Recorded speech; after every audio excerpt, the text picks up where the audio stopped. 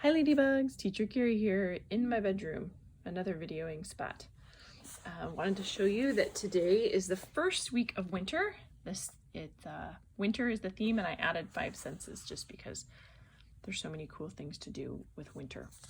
So Kay, here. I left 2 of these in here for daubers if you would like to do those. Some of the kids like, and I also have a template with a bunch of other winter stuff if you want those. I ordered a bunch of these, and these are pretty cool. Circle the one that is different in each group, and they get harder, so I just sent one of these home, and I suggest that you do it with them, and they maybe put a marker at the one that's different on each one. In your bags, I sent home these little erasers. There should be 5 of one and 5 of the other, so you can play games with them. So anyways, use those markers for those kinds of things. I used the dice there, but so that's that. A winter scavenger hunt. I had suggested earlier to get a clipboard, or even you can use a book with like a metal clip and go outside. And if you have a plastic sleeve protector, you can give them a vis-a-vis or an expo marker, and they feel like even bigger and cooler. And so tying in our 5 senses there and seeing if you can find everything there. This is our math activity that we do in small groups. And again, we're graduating and trying to get to knowing that that is a 4 and using the different pieces. So in this bag I have snowflakes against penguins. So so 1, and then the next person goes, and they get a 3.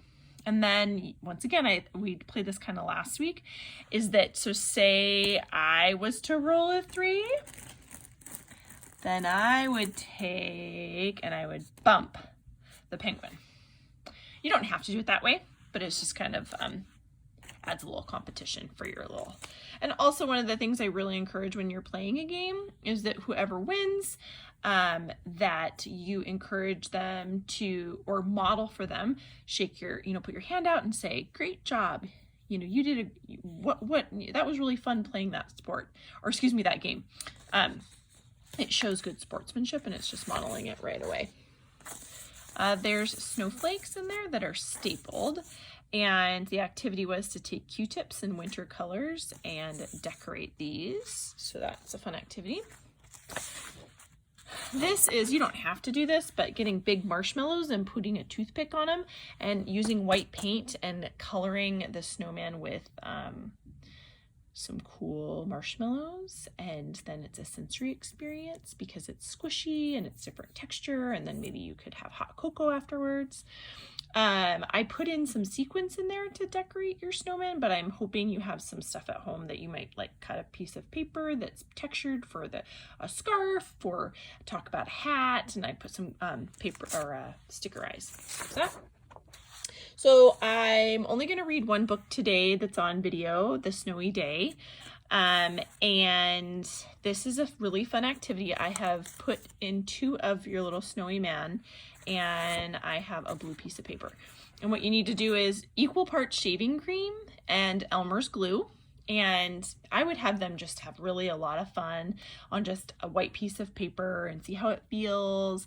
And then after listening to the story, you can kind of talk about how the little snowy guy plays in the snow. And so they can smear the whole blank piece of paper with the texture of the shaving cream, and then they can use their fingers to pretend to be the snowy man, the snowy boy. Anyways, it's just the cutest project, and I love that.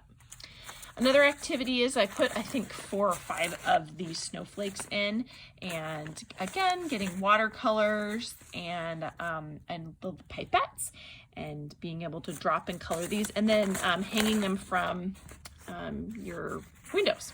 So pretty. Okay, I also want to show you some things that I have that I can send to you. These are snowmen lowercase and uppercase letters that I leave out on the at the classroom. And if you want these, I can send them to you. Okay, I put them in the at-home but I also don't want to, you know, make sure, you know, if you're not going to get much value out of it, then I don't want you to feel like you have to do it. These are really cute too. These, the snowflakes correspond with the mittens, so the mitten pair, and we're going to be doing a lesson in the month of January, the difference between mittens and gloves, and I have different sharing things. They're going to be bringing a mitten and a glove, and we're going to be comparing and contrasting and try to do a bar graph in those small groups. That's what I'm going to really try to do. So if you want to print those off, let me know. I can send them to you. Also, if you're looking for Christmas ideas, GeoBlocks, you can buy them for like $10 on Amazon. What would we do without Amazon? And I have pattern blocks for like templates for any season. You name it, I've got it. And I can send these to you. And it's better if you laminate them, but you don't have to. You can put them again in a plastic sleeve or even a gallon Ziploc bag just to protect them. But this is great visual, you know, geometry development early on. So let me know if you add those to your Christmas list or if you already have them, and I'm happy to send them your way. I also have these all in black and white. The black and white is harder for younger kiddos that don't play with the pattern blocks, but it's less ink. So that's an option as well. Okay. Have a great winter week, and I'm looking forward to Zooming. Oh, and one more thing is in the, I explained the note cards, cutting them, and that is actually for this lesson plan, and I explained it last lesson plan. So I apologize for that if there was any confusion. Okay, ladybugs, see you later. Bye.